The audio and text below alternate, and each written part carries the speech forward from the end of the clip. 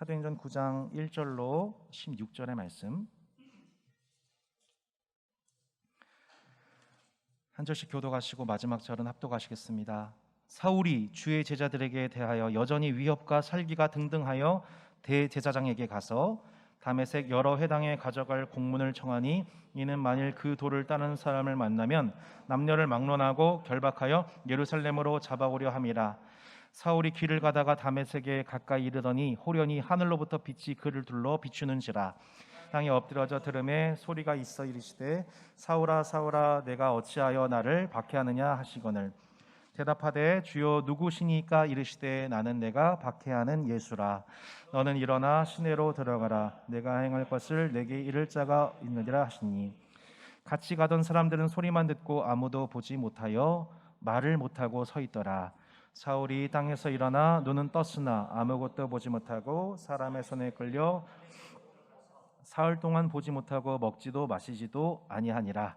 그때에 다메섹에 아나니아라는 제자가 있더니 주께서 환상 중에 불러 이르시되 아나니아야 하시거늘 대답하되 주여 내가 여기 있나이다 하니 주께서 이르시되 일어나 집가라 하는 거리로 가서 유다의 집에서 5 사람 사울이라 하는 사람을 찾으라. 그가 기도하는 중이니라. 그가 아나니아라는 사람이 들어와서 자기에게 안수하여 다시 보게 하는 것을 보았느니라 하시거늘 아나니아가 대답하되 주여 이 사람에 대하여 내가 여러 사람에게 듣사온즉 그가 예루살렘에서 주의 성도에게 적지 않은 해를 끼쳤다 하더니 여기서도 주의 이름을 부르는 모든 사람을 결박할 권한을 대사장들에게서 받았나이다 하거늘 주께서 이르시되 가라. 이 사람은 내 이름을 이방인과 임금들과 이스라엘 자손들에게 전하기 위하여 택한 나의 그릇이라. 그가 내 이름을 위하여 얼마나 고난을 받아야 할 것을 내가 그에게 보이리라 하시니 아멘. 제가 대학교 도서관에서 한 권의 책을 보다가 그만 흐르는 눈물을 참지 못하고 꺼이꺼이 오열하다가 급히 선교단체 골방에 들어가서 한참 동안 울었던 적이 있습니다. 제가 목회자가 되기로 결심한 지 얼마 되지 않은 때였어요. 그때 한 선교단체 간사님이 저한테 이렇게 물어보셨습니다. 진원아, 나중에 넌 어떤 목사님 되고 싶니? 너의 멘토가 누구니? 누구였을 것 같아요, 여러분? 아이고, 네. 다시 하겠습니다. NG. 네. 어떤 목사님처럼 되고 싶니? 했었을 때 그분이 그러시더라고요. 혹시 옥하는 목사님이니? 혹시 하영조 목사님이니? 이렇게 물어보셨습니다. 그때 제가 망설임 없이 이렇게 대답했습니다. 뭐라고요? 손양원 목사님이요. 얼마 전 그 도서관에서 봤던 책이 나의 아버지 손양원 목사님이라는 책이었어요. 여러분 꼭 한번 읽어보시기 바랍니다. 그 눈물을 주체할 수 없었던 나의 아버지 손양원 목사님 이야기에 한 토막만 제가 나누고 싶습니다. 때는 1948년 10월 여수 반란 사건의 주동자였던 안재선이라는 사람이 있었어요. 이 사람이 당시 친미 혹은 예수쟁이들이란 이름으로 손양원 목사님의 2 아들 동인과 동신을 비롯한 여러 청년들을 살해했습니다. 자신의 2 아들의 시신을 본 이 손양원 목사님과 사모님 그리고 여동생 손동이 마음이 어땠을까요? 온 가족과 교회가 오열했습니다. 얼마 지나지 않아서 안재선이 체포가 됐습니다. 그리고 결국 살인죄로 사형 선고를 받게 됐어요. 안재선이 잡혔다는 이 소식을 듣고 났었을 때 목사님, 손양원 목사님의 반응이 여러분 어땠을 것 같으세요?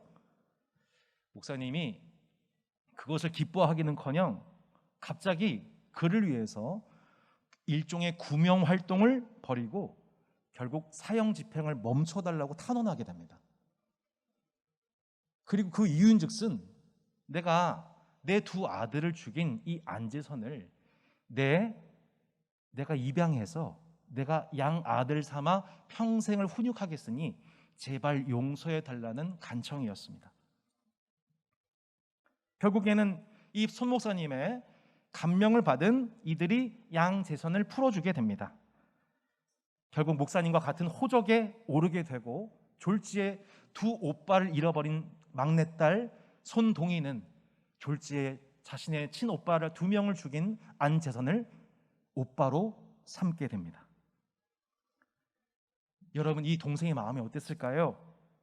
이 손동희 권사님이 그 남은 생애 기간 대부분 이러한 아버지의 행동을 이해할 수가 없었습니다.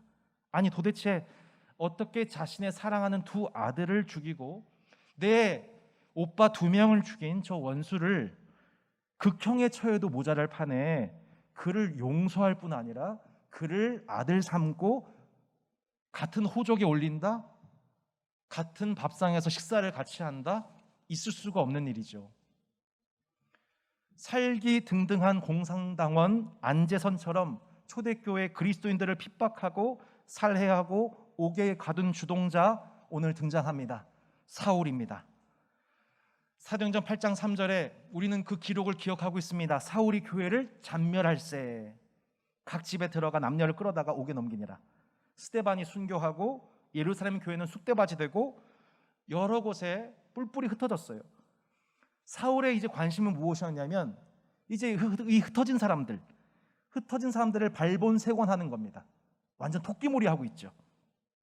사울이 그 흩어진 사람들 중에 다메섹을 주목합니다.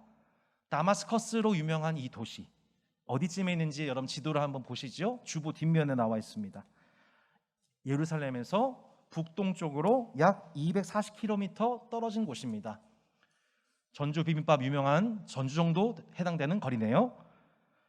회당에 가져갈 이 공문을 청했다는 것을 보면 아마도 그 다마스커스에는 이미 유대인들이 회당을 짓고 많이 살고 있었다는 것을 의미합니다.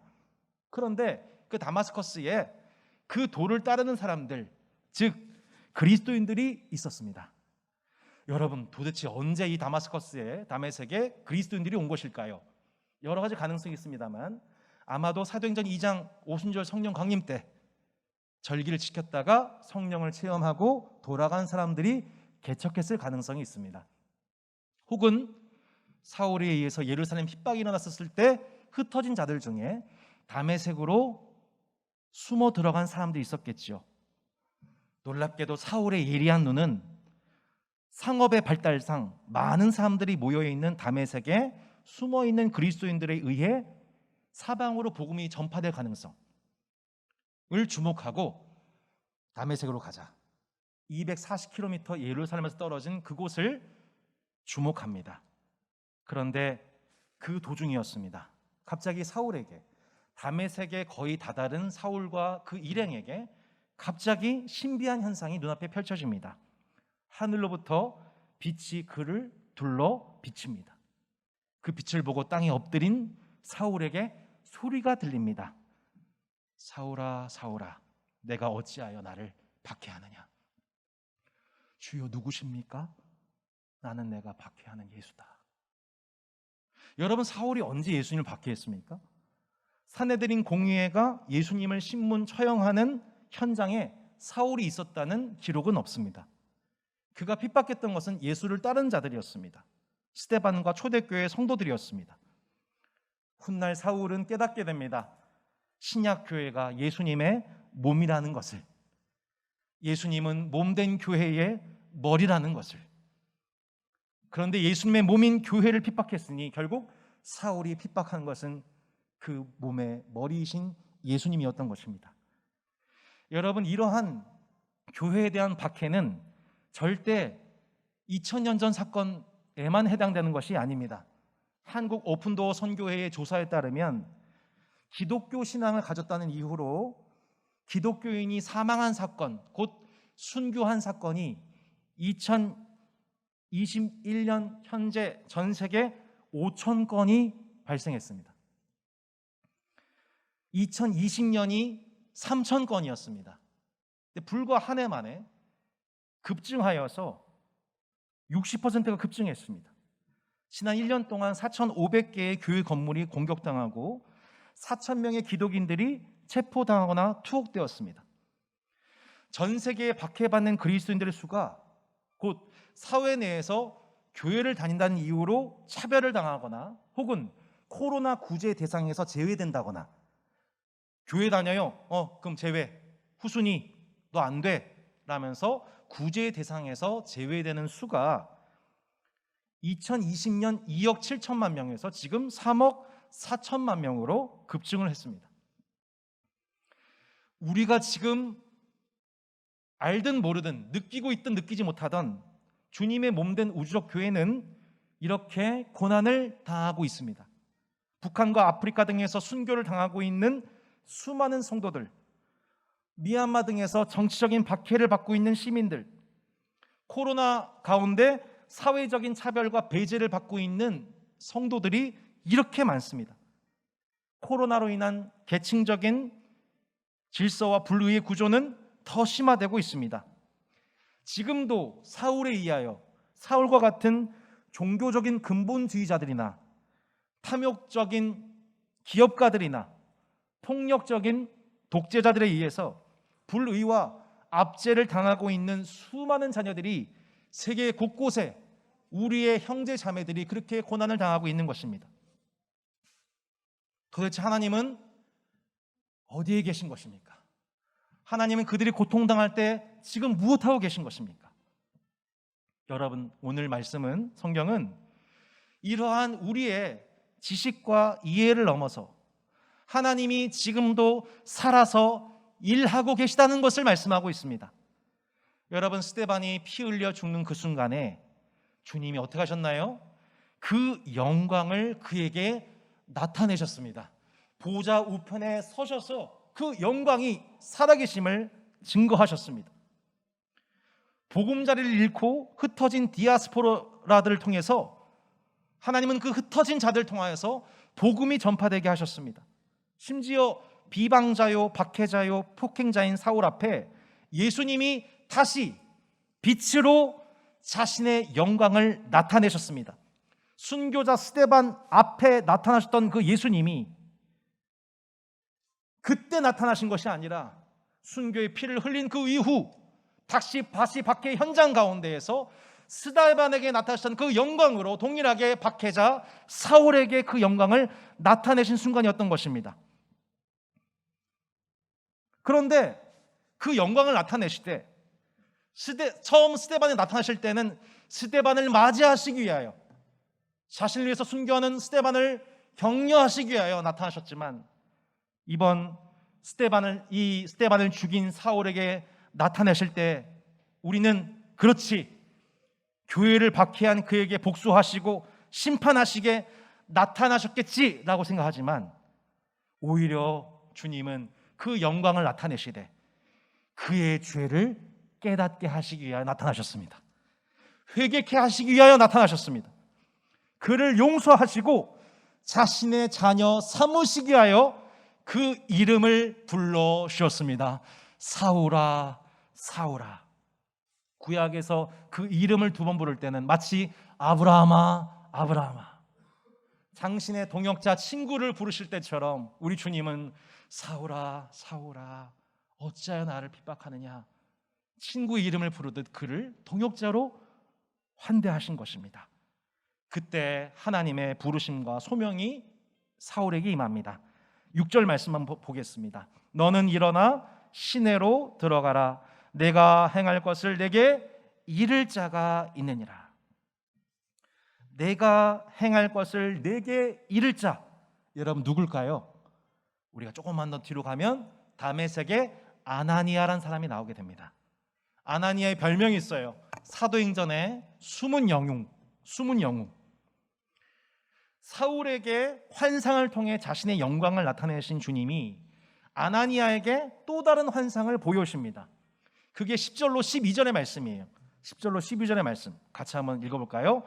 그때에 다메섹에 아나니아라 하는 제자가 있더니 주께서 환상 중에 불러 이르시되 아나니아야 하시거늘 대답하되 주여 내가 여기 있나이다 하니 주께서 이르시되 일어나 집 가라 하는 거리로 가서 유다의 집에서 5사람 사울이라 하는 사람을 찾으라. 그가 기도하는 중이니라. 그가 아나니아라 하는 사람이 들어와서 자기에게 안수하여 다시 보게 하는 것을 보았느니라. 아멘. 여러분, 사도행전 9장 하면 우리는 이 사울에게 임한 환상만 생각합니다. 그런데 또 하나 정말 중요한 환상이 있습니다. 아나니아가 또 환상을 봅니다. 어떤 환상을 봤습니까? 다섯 사람 사울에 관한 환상을 보게 됩니다. 여러분, 다섯 사람 사울이란 이름이 너무 많기 때문에 일부러 다섯 사람, 실제 사울의 고향 이름을 붙였죠. 그래, 네가 생각하는 바로 그 사람 맞아. 예루살렘에서 너의 동역자들을 핍박한 그 사람, 다섯 사람 사울 그 맞다고. 스데반을 죽인 사람이에요. 예루살렘에 있는 모든 성도 핍박한 사람이에요. 이제 자신을 비롯해서 다메섹에 있는 성도들을 체포하기 위해서 240km를 달려온 사람이에요. 못 말릴 사람이죠. 그런데 그 사람을 찾아가라는 거예요. 아나니아한테. 그 사람 찾아가. 그 사람이 기도하고 있어. 그 사람이 환상을 봤어. 아나니아가 들어와서 자신에게 안수할 때에 그 눈이 다시 열려지는 것을 그 사람이 기도할 때 보았어. 그 사람이 그 환상을 봤어 라고 하는 하나님이 설명하시는 환상을 아나니아가 보게 된 것입니다. 도무지 이해할 수 없는 환상이 아나니아에게 임한 거예요. 그는 사울이 환상 중에 주님을 만난 사실을 모르고 있어요. 모르고 있는 상태예요. 여러분이라면 이 환상을 보여주시고 이 말씀을 하셔서 너 그 다섯 사람 사울한테 가라. 너희를 핍박하러 온 그 사람한테 가라. 그리고 내가 너한테 말씀하는 것, 환상 중에 보여준 것 그대로 얘기해줘라 하면 여러분 어떠셨겠어요? 전 이 말씀을 생각했었을 때 아마 그랬을 것 같아요. 아마 저 같으면 당장 거부하고 다마스커스가 아니라 아마 로마까지 도망갔을 것 같아요. 아니 제가 어떻게 해요? 이러다가 저하고 제 처자식 다 죽겠어요 하면서 도망갔을 것 같아요. 혹시 손영원 목사님이 이런 환상을 보신 게 아닐까요?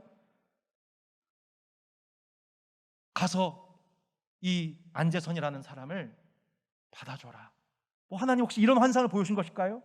그런데 손영원 목사님이 이 안재선이라는 사람이 하나님 앞에 회개하고 있다, 그것을 하나님이 환상으로 손영원 목사님한테 보여주셨다, 혹은 기도하다가 어떤 신비한 음성을 들었다, 이런 얘기가 없어요. 목사님 하는 기록 중에.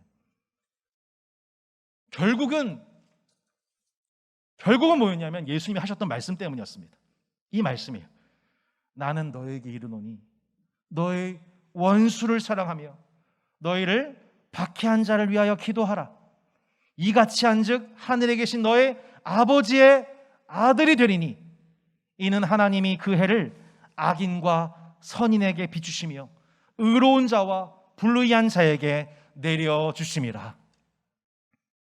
여러분, 손영훈 목사님 하면 세계 기독교사 중에, 한국 기독교사가 아니에요, 세계 기독교 회사 중에 예수님의 복음이 무엇인지를 가장 극적으로, 가장 선명하게 나타나고 있는 인물이 손영훈 목사님입니다. 이게 세계 교회사의 평가예요. 여러분, 손영훈 목사가 하나님의 아들인 것이, 그 하나님 아버지의 자녀인 것이 그의 삶 속에서 언제 증명되었습니까? 원수를 사랑하고 박해한 자를 위하여 기도할 때. 왜요? 하나님의 아들이신 예수님께서 원수요 죄인된 우리를 위해서 하신 일이 바로 그것이기 때문입니다. 우리 예수님이 우리가 어떤 그분께 사랑받을 만한 조건이 있어서가 아니라 하나님 앞에 원수 되었을 때에 하나님 앞에 원수된 우리를 사랑하시고 우리를 위하여 기도하셨습니다. 그것이 하나님의 아들에게서 나타났던 하나님의 영광, 하나님의 참 사랑이었던 것입니다.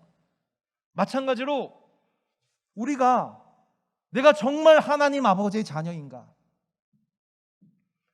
내가 하나님 아버지와 그 아들이신 예수 그리스도를 말미암아 그 아버지와 아들의 형상을 받은 하나님 아버지의 자녀라는 것이 드러나는 순간이 언제입니까?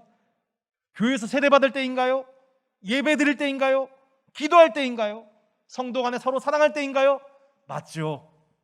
맞습니다. 그런데 결정적으로 세상 한복판에서 하나님의 영광을 나타나기 원하시는 주님이 그 세상 한복판에서 주의 성도를 통해서 영광 받으신 때는 우리가 원수를 사랑하고 그를 내 몸처럼 사랑하고 기도할 때에 마침내 악인과 선인에게 그 하늘의 해가 공평히 내리게 하여 주시고 하늘의 비가 악인과 선인에게 동일하게 그 비를 내려주시는 방식으로 축복하심으로 하나님은 영광을 받으십니다. 여러분 동의하십니까? 세상 한복판에서 하나님으로 그 영광을 받으시게 하는 따스한 교회 모든 하나님의 자녀들 되시기를 축복합니다. 우리를 사랑하는 자, 나를 사랑해 주는 사람, 내가 사랑할 만한 사람, 그 사람만 사랑하면 그건 세상 사람들도 사랑하는 거예요.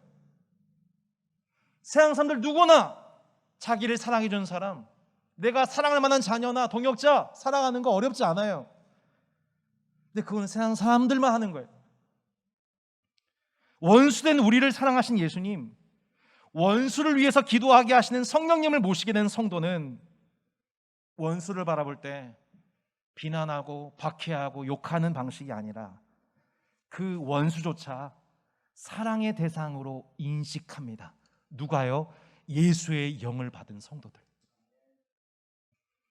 원수를 바라보면서 무슨 생각하냐면 내가 저 원수였지. 내가 사실은 그리스도 예수 밖에 있을 때 저 원수의 모습이 내 모습이었지. 여러분, 저도 사실은 교회를 무지 싫어했던 사람입니다. 제가 몇 번 말씀드렸죠? 저 안티크리스찬이었습니다. 교회를 비난하는 자였습니다. 제가 선교단체 동아리 들어갔던 이유가 세 가지가 있었어요. 교회를 다니지 않았는데, 첫 번째, 예쁜 누나들이 너무 잘해줬어요. 네. 예. 웃기지 않으시는군요. 네. 생략하겠습니다. 네. 없었던 일로 하겠습니다. 괜히. 예. 두 번째, 기타를 배우고 싶었습니다. 세 번째, 적을 알고 나를 알아야만 백전백승하겠다. 전 당시 한국 철학을 전공했던 사람이었거든요. 저는 기독교가 세상 악의 근원이라고 생각했습니다.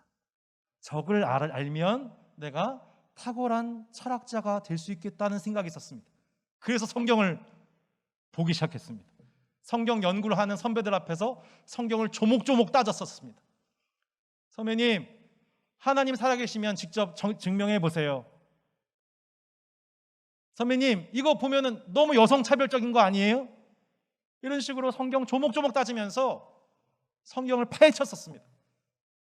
근데 놀랍게도 그렇게 선배 괴롭게 만들었던 제가 예수님 믿지 않은 국어학번 7명 동기, 한 번도 교회를 나가본 적도 없던 7명이 예수를 믿게 됐는데 그 중에 가장 먼저 예수를 영접하게 되었습니다.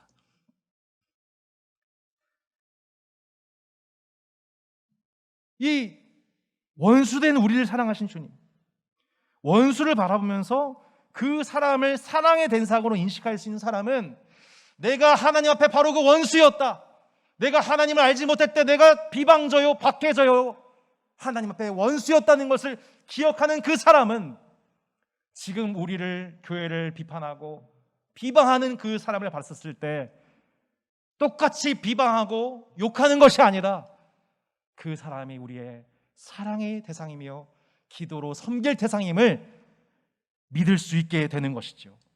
성도 여러분, 우리가 원수를 사랑하고 그를 위해서 기도할 때에 하늘의 해가 이 땅을 비추며 하늘의 비가 이 땅을 적시는 하나님의 은혜의 역사를 체험하게 될 줄로 믿습니다. 여러분, 성경에서 언제 그 은혜의 해, 은혜의 비 역사가 언제 내렸나요? 하나님의 아들이신 예수님이 십자가에서 죽으셨을 때였습니다. 의인인 스데반이 악인인 사울을 위해서 돌 맞아 죽을 때, 그때 은혜의 비와 은혜의 해가 이 땅에 내려온 것입니다. 손양호 목사님이 자신의 두 아들들을 죽인 안재선을 자신의 양자 삼을 그때에 교회뿐만 아니라 세속 사가들도 놀라 하나님의 영광을 인정하게 된 순간이 나타났던 것입니다. 세계 기독교 사회에 남은 가장 아름다운 순간들, 보이지 않으시는 하나님의 영광이 나타났던 순간들은 놀랍게도 여러분 이 말씀을 기억해 주십시오. 하나님 도대체 어디 계세요? 보이지 않는 하나님 어디 계세요?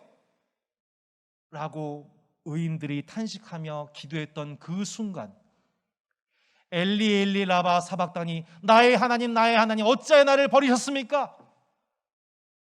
하나님 도대체 어디 계십니까? 라고 그 고통과 순교를 당하고 있는 성도들의 일상과 순교의 현장 속에 우리 하나님이 그 영광을 나타내셨던 것입니다. 여러분, 지금도 중동과 아프리카 곳곳에서 그 하나님의 영광이 심지어 세계 20년 동안 세계 박해 1순위를 기록하고 있는 북한 땅 가운데도 우리 하나님은 지금도 성도들 가운데에 그 영광을 나타내고 계심을 믿습니다. 북한 땅 가운데에 심지어 공산당원들 가운데도 하나님의 영광은 지금도 나타나고 있습니다. 은혜의 해는 비춰주고 있습니다. 주님의 은혜의 비가 적셔지고 있는 것입니다. 원수를 원수로 갚지 않고 원수 갚음과 피해 보복을 대물림하지 않고 도리어 원수를 내가 바로 저 원수의 모습이었지 라고 기도하고 사랑하는 십자가의 순교자들과 함께 우리 주님은 지금도 보좌 우편에 서서 그들을 축복하시고 계신 것입니다. 여러분, 손양원과 두 아들 손동인, 손동신뿐만 아니라 원수 손재선까지도, 원래 안재선이라는 이름이었죠. 호적에 올라가면서 그 이름이 손재선이 됩니다. 그리고 그의 아버지 손양원 목사가 49살에 죽게 되는데 이 손재선도 동일하게 49살까지 고려신학교 전도사로 부임하여 신학교에 들어가 전도사로 활동하다가 주님의 품에 부름을 받게 되었습니다. 여러분, 그렇게 하나님은 아나니아로 하여금 사울을 품게 하십니다. 오늘 본문의 메시지가 이것입니다. 하나님은 이 교회에 대해서 핍박자요, 포악자요, 박해자였던 그 사울에 대해서 품는 사람, 그 회심자를 품는 그 한 사람 아나니아를 또한 예비하고 계셨습니다. 아나니아로 하여금 사울에 대한 하나님의 기대가 무엇인지 알게 하셨습니다. 새로운 정체성을 설명하십니다. 사도행전 9장 15절로 16절에 이렇게 말씀합니다. 가라, 이 사람은 내 이름을 이방인과 임금들과 이스라엘 자손들에게 전하기 위하여 택한 나의 그릇이라. 그가 내 이름을 위하여 얼마나 고난을 받아야 할 것을 내가 그에게 보이리라. 많은 이들이 예수님을 믿지 않고 교회의 역사적 진실에 대해서 의심합니다. 예수는 허구다, 십자가 부활 가짜야, 교회도 결국 사람이 세운 거야, 이단이야. 여러분, 이 모든 변론들을 했던 사람들, 이 모든 기독교에 반대되는 생각을 했던 사람이 여러분 누군지 아십니까? 바로 사울입니다. 그 모든 변론들이 한꺼번에 정리된 사건이 뭐예요? 사울의 회심이었어요. 기독교를 박해한 일의 주동자요, 선동가요, 신학자였던 사울이 순식간에 회심하여 그리스도인이 되었습니다. 그가 이제 예수의 이름을 이방인과 임금들과 이스라엘 자손들에게 전하기 시작합니다. 십자가와 부활이 역사적 진실이라고 변증합니다. 그 말을 당해낼 수는 없어요. 다메섹 도상에서 자신이 부활하신 예수님 만났다고 간증하기 시작해요. 세상 왕들 앞에서. 이제는 제자들을 도와서 교회를 개척하고 그러다가 헬라파 유대인들로부터 모진 핍박을 당하기 시작합니다. 한마디로 사울은 핍박하던 자에서 핍박받는 자로, 핍박하던 자에서 핍박받던 자로, 스데반을 핍박했던 그 사울이 자기가 스데반의 길로 가는, 스데반이 걸어갔던 예수의 길로 자신도 따라가게 되는 이 인생의 놀라운 역전이 일어나게 되는 것입니다. 여러분, 교회 사상 많은 거짓 회심이 있었습니다. 자신의 회심을 자랑하면서 교회를 기만하고 자신의 이득을 쫓았던 이들이 참 많았습니다. 하지만 사울 보세요. 그가 예수님 믿어서 무슨 이득을 얻었습니까? 사회적인 명성을 잃어버렸습니다. 경제적 이득 누린 거 없습니다. 신분적인 상승을 못했습니다. 오히려 자기가 유대인 랍비로서 누렸던 모든 명예와 지위와 모든 권세, 존경, 이 모든 거 다 잃어버립니다. 회심 후에는 오히려 핍박받기 시작하고 자신을 죽이기 위한 킬러 집단이 모집이 됩니다. 도시 가는 곳곳마다 헬라파 유대인들이 와서 난동 부리고 교회를 세우는 곳곳마다 헬라파 유대인들이 들어와서 신학 논쟁과 분열을 일으켰습니다. 여러분, 자신이 선택해서 기독교인으로 회심을 한 것이라면 이런 바보 같은 선택이 어디 있겠습니까? 그는 자신의 삶을 선택한 것이 아닙니다. 하나님께 선택받은 것입니다. 여러분, 하나님께 선택받은 것입니다. 하나님이 십자가의 원수요, 교회의 대적자요, 비방자요, 폭행자인 그를 아예 당신의 종으로 삼으셨어요. 이것이 하나님의 위대한 지혜요, 하나님의 경륜이었습니다.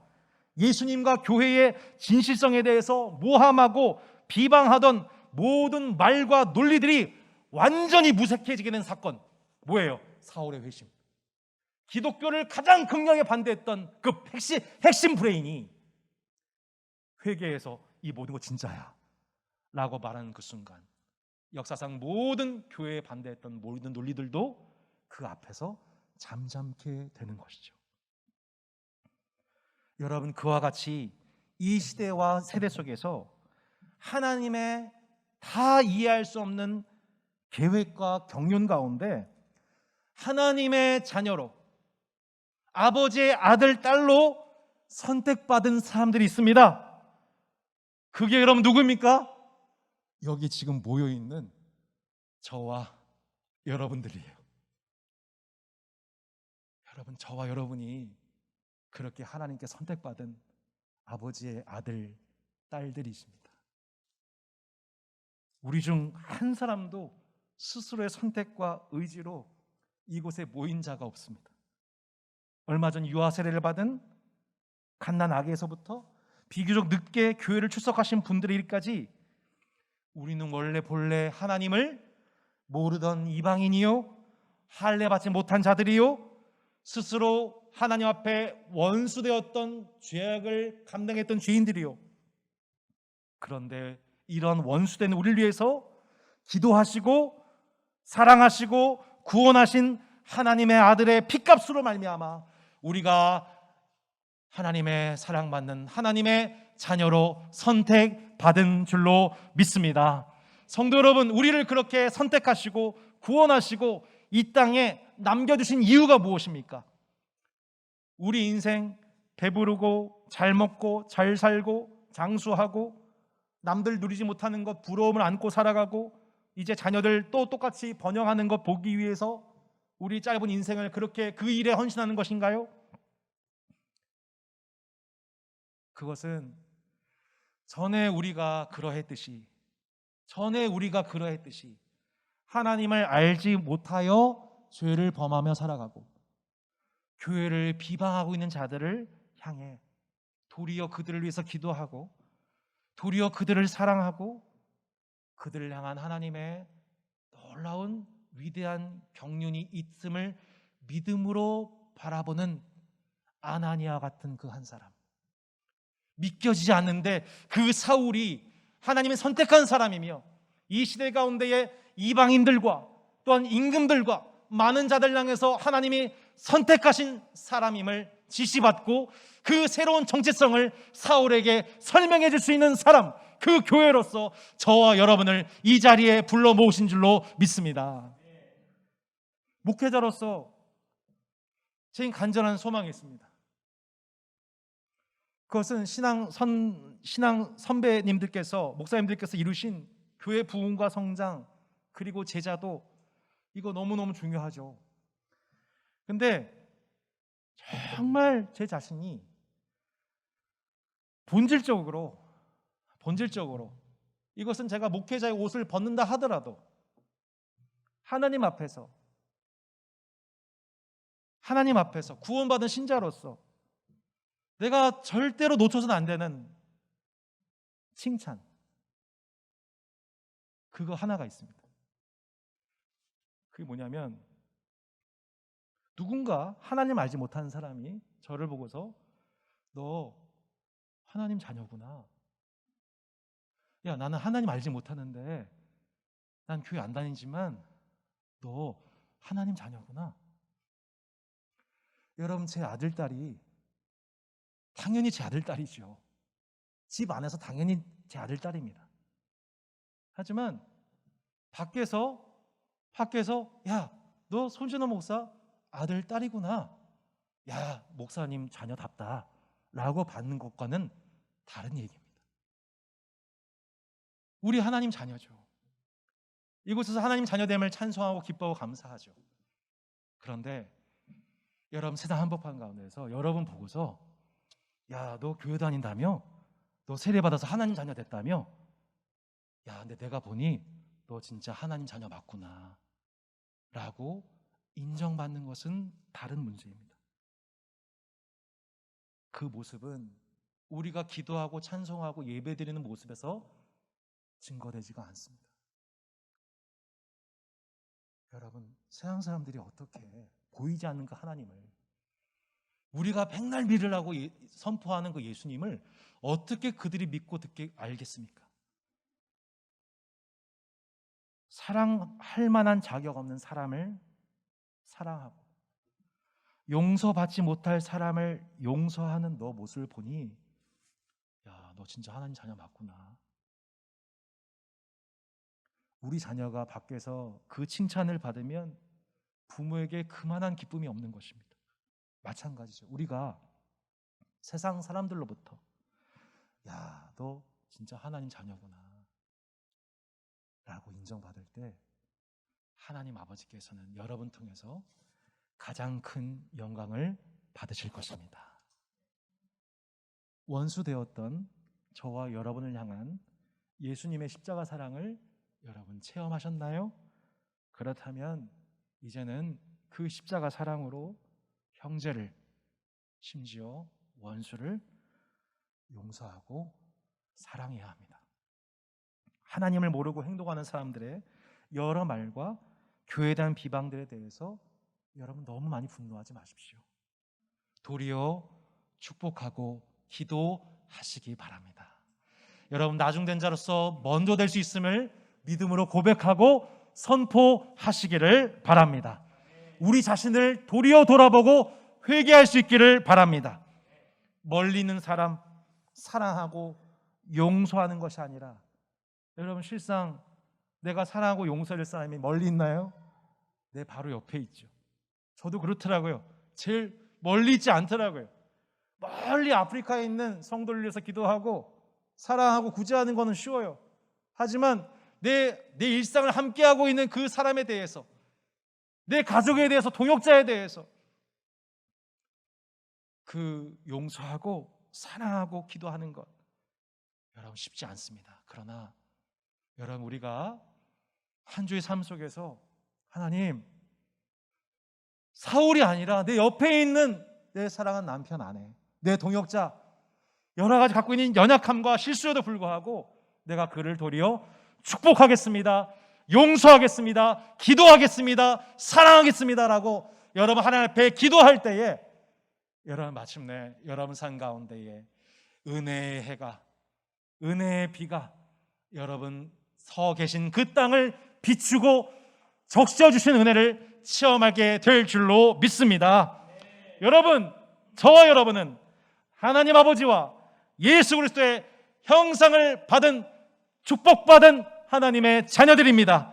하나님의 자녀가 되었음을 이제 말과 혀로 고백하지 말고 행함과 진실함으로, 심지어 원수를 향한 사랑과 기도로서, 그리하여 마침내 하나님께로부터, 또 하나님 알지 못하고 있는 여러분의 이웃들로부터 야, 너 하나님 자녀 맞구나, 더 이상 교회를 자랑하지 말고 설교 잘하는 목사님 자랑하지 말고, 제가 잘한다는 말씀이 아니고, 여러분 그걸로 자랑하는 시대는 끝났습니다.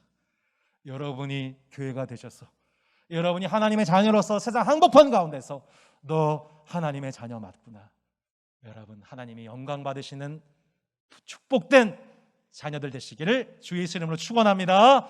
아멘.